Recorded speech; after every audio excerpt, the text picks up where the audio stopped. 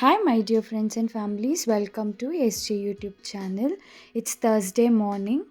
Morning கொஞ்சம் organise பண்ணணுமா இருந்துச்சு. ப்ரெட்டு, பால், எக்கு எல்லாம் வந்து பாக்ஸில் போட்டு செப்பரேட்டாக எடுத்து வச்சாச்சு.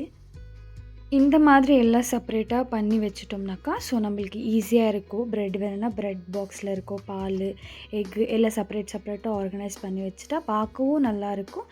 லைக் நீட் அண்ட் க்ளீனாகவும் இருக்கும்னு சொல்லிட்டு தான் அது அந்த பாக்ஸில் போட்டு எடுத்து வச்சுடுவேன். மெயின் ரீசன் ஃப்ரிட்ஜில் நிறையவே ஸ்பேஸ் இருக்கும். நம்ம இன்னும் கொஞ்சம் எக்ஸ்ட்ரா வெஜிடபிள்ஸ், ஃப்ரூட்ஸ் எல்லாம் வச்சுக்கலாம். Coffee box, sugar box change பண்ணணுமா இருந்துச்சு. பழைய பாக்ஸ்லேருந்து புது பாக்ஸ் சேஞ்ச் பண்ணி வச்சுட்டேன். ஆஃப்டர்நூன் டொமேட்டோ ரசம் வைக்கலான்னு சொல்லிட்டு இங்கே நான் ஒரு 5 டொமேட்டோ எடுத்துருக்கிறேன். அது கூடவே வாட்டர் ஆட் பண்ணி நல்லா பாயில் பண்ணி வச்சுக்கலாம். ஜாரில் முழுவு, சீரகம், கொத்தமல்லி, கருவேப்பிலை, காஞ்ச மிளகா, பூண்டு இது 3மே ட்ரையாக கிரைண்ட் பண்ணி எடுத்துக்கலாம்.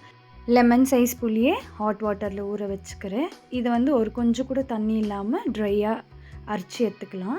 இங்கே வச்ச டொமேட்டோவை மேலே இருக்கிற தோலெல்லாம் பீல் பண்ணிவிட்டு இந்த வாட்டரை வேஸ்ட் பண்ணக்கூடாது. லாஸ்ட்டில் இருக்கிற வாட்டரை கொஞ்சமாக எடுத்து வச்சுக்கிறேன் நான். இந்த டொமேட்டோவை நல்லா ஸ்மாஷரில் ஸ்மாஷ் பண்ணி எடுத்துக்கலாம். இல்லை கையில் வேணுன்னா கூட கையில் கூட நீங்கள் ஸ்மாஷ் பண்ணிக்கலாம். டொமேட்டோ நல்லா ஸ்மாஷ் ஆகிட்டு மேலே ரசம் செய்கிறதுக்கு ஒரு பேனில் எண்ணெய் ஊற்றிக்கிறேன். எண்ணெய் நல்லா காஞ்ச ஐட்டமில் ஒரு 1 ஆனியன் எடுத்து சாப் பண்ணி வச்சுக்கினேன்.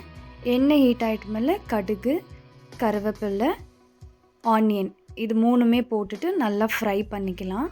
ஆனியன் ஜாஸ்தி ஃப்ரை பண்ணுறது வேண்டாம், அது கலர் சேஞ்ச் ஆனாலே போதும்.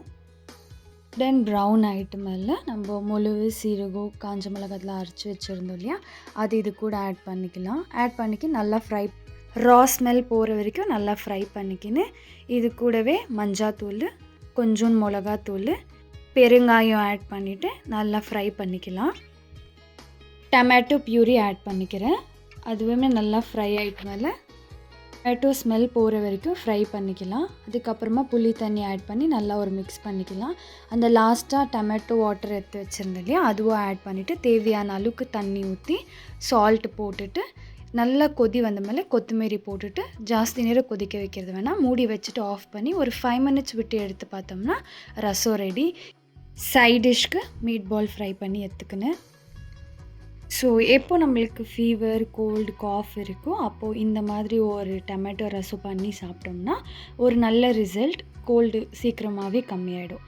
இந்த வீடியோ உங்களுக்கு பிடிச்சிருந்தா மறக்காமல் லைக் பண்ணுங்கள், ஷேர் பண்ணுங்கள், நம்ம சேனலை சப்ஸ்கிரைப் பண்ணுங்கள். தேங்க்யூ ஃபார் வாட்சிங்.